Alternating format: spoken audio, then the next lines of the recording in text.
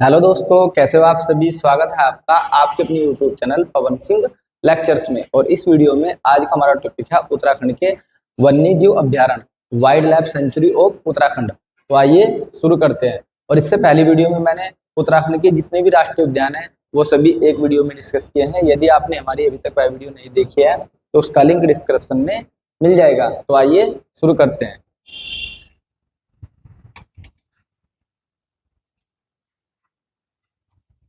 उत्तराखंड के वन्य जीव अभ्यारण्य, सबसे पहला था गोविंद वन्य जीव विहार। यदि हम इसकी स्थापना की बात करते हैं तो 1955 में इसकी क्या की गई थी, स्थापना की गई थी। और ये स्थित कहाँ पे है, उत्तरकाशी में। मैंने आपको पहले बताया था जिसमें भी गोविंद आगा ना शब्द, वही कहाँ मिलेगा आपको, उत्तरकाशी में मिलेगा। यदि हम इसके क्षेत्रफल की बात करते हैं तो यहाँ 485 वर्ग किलोमीटर में ये फैला हुआ है। यदि प्रमुख जीव की बात करते हैं तो हिम तेंदुआ या स्नो लेपर्ड का इसमें संरक्षण किया जाता है। और कस्तूरीमर्ग, गुलदार, काला व भूरा भालू, चकोर, गोल्डन ईगल व मोनाल आदि यहाँ पर देखने को मिलते हैं। नेक्स्ट आता केदारनाथ वन्य जीव विहार। यदि हम इसकी स्थापना की बात करते हैं तो स्थापना होती है 1972 में। इसका मुख्य उद्देश्य होता है स्थापना का कि कस्तूरीमर्ग का संरक्षण करना और प्रजनन।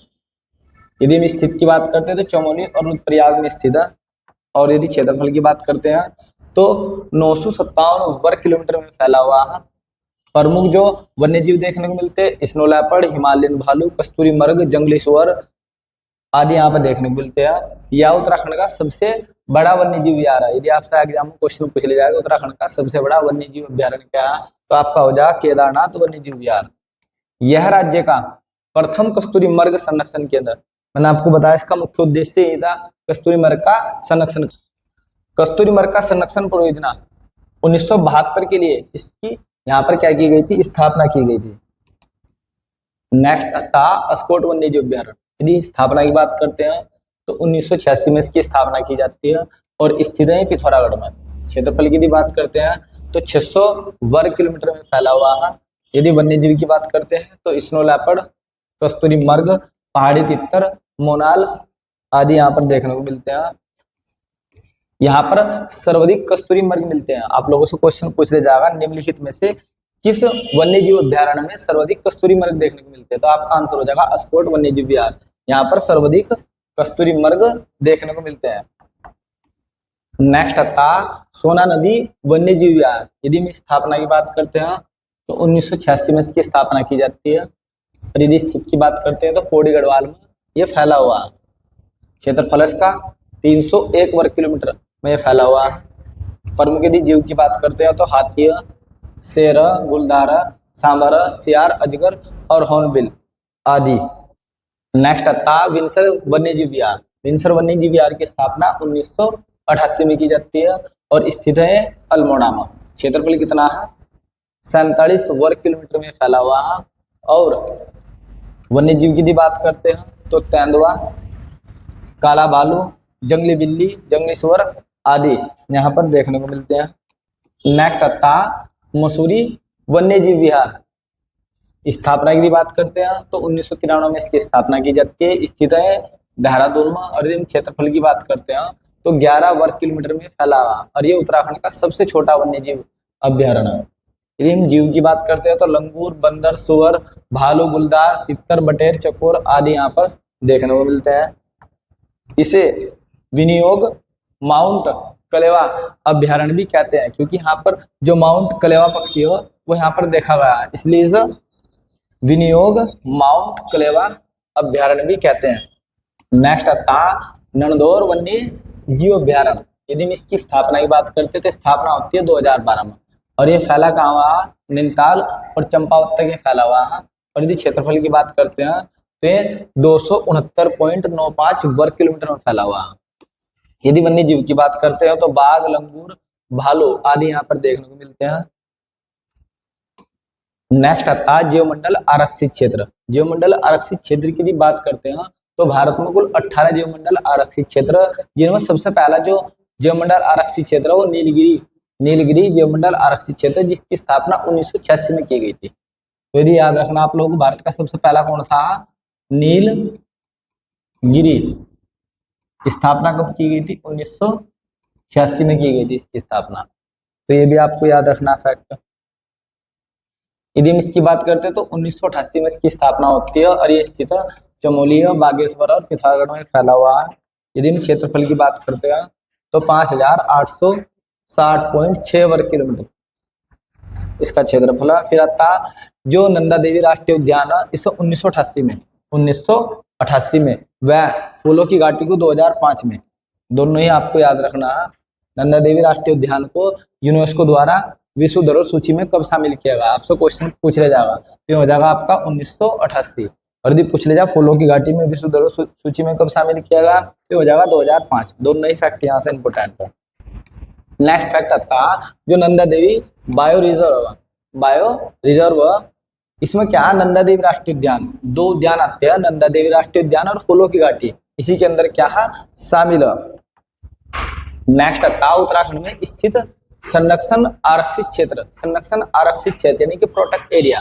प्रोटेक्ट एरिया ऐसे एरिया को घोषित किया जाता है जिन्हें मानवीय गतिविधि से बचाना होता है, जैसे हमारा पारिस्थितिक होगा, प्राकृतिक होगा, जैव विविधता होगी, ऐसी चीजों को मानवीय गतिविधि से बचाने के लिए कुछ एरिया को हम संरक्षित करते हैं। क्या करते हैं, संरक्षित करते हैं, ऐसे एरिया को हम प्रोटेक्ट एरिया बोलते हैं। और ये यदि बात करते हैं हम आसन वेटलैंड की, इसकी स्थापना 2005 में की जाती है। ये स्थित है चक्राता देहरादून में और ये फैला हुआ 440.40 वर्ग हेक्टेयर में, किलोमीटर में नहीं हेक्टेयर में फैला हुआ है, ये आपको याद रखना। और इसे ढालीपुर झील के नाम से भी जाना जाता है, क्योंकि यह ढालीपुर झील के बहुत ज्यादा क्या है नजदीक है। नोट में जो आपको याद रखना है, ये भी यहाँ से क्वेश्चन एग्जाम में बन चुका। आसन बैराज पक्षी अभ्यारण्य की स्थापना, एक तो हो गया आसन वेटलैंड संरक्षण आरक्षित क्षेत्र की स्थापना 2005 में, और आसन बैराज पक्षी अभ्यारण्य की जो स्थापना है वो 1967 में की गई थी। नेक्स्ट आता है झिलमिल झील संरक्षण आरक्षित क्षेत्र, स्थापना 2005 में, स्थित है हरिद्वार में। और यदि क्षेत्रफल की बात करते हैं तो 3783 वर्ग हेक्टेयर में फैला हुआ है और यहाँ पर सर्वाधिक बारहसिंगा देखने को मिलता है। तो ये भी याद रखना, आपसे पूछ ले जाएगा कि कहाँ पर बारहसिंगा सर्वाधिक देखने को मिलता है। नेक्स्ट आता है पावलगढ़ झील संरक्षण आरक्षित क्षेत्र, स्थापना की बात करते हैं तो 2012 में, स्थित है रामनगर नैनीताल में। और यदि फैले की बात करते हैं तो 5244 वर्ग हेक्टेयर में फैला हुआ है। वर्तमान में पावलगढ़ कंजर्वेशन रिजर्व का नाम बदलकर सीतावनी कंजर्वेशन रिजर्व रख दिया गया है। सीतावनी कंजर्वेशन रिजर्व में माँ सीता वह पौराणिक मंदिर और महर्षि वाल्मीकि का क्या है यहाँ पर आश्रम, और इसकी जो देखरेख वो भारतीय पुरातत्व विभाग करता है इसकी। फिर नैना देवी संरक्षण आरक्षित क्षेत्र, इसकी जो स्थापना वो 2015 में की जाती है, स्थित है नैनीताल में। और यदि बात करते हैं क्षेत्रफल की तो 21,224 वर्ग हेक्टेयर यानी कि 111 वर्ग किलोमीटर में फैला हुआ है। और यहाँ पर पक्षियों की लगभग 600 प्रजातियां पाई जाती है। नेक्स्ट वन और वन्य जीवों के लिए कुछ विशेष प्रबंध भी किए गए हैं, जैसा केदारनाथ वन्य जीव अभ्यारण्य की स्थापना कस्तूरी मृग संरक्षण के लिए की जाती है। कब की जाती है, 1972 में की जाती है। मुख्य उद्देश्य क्या होता है, कस्तूरी मृग का संरक्षण करना। फिर 1977 में महारूढ़ी कस्तूरी मृग अनुसंधान केंद्र की स्थापना की जाती है। तो ये भी याद रखना, आप लोगों को पूछ ले जाएगा महारूढ़ी कस्तूरी मृग अनुसंधान केंद्र की स्थापना कब की गई, 1977 में, बहुत बार पूछ लिया गया है। नेक्स्ट आता 1982 में काचोला खर्क चमोली में स्थित कस्तूरी मृग प्रजनन एवं संरक्षण केंद्र की स्थापना की गई है।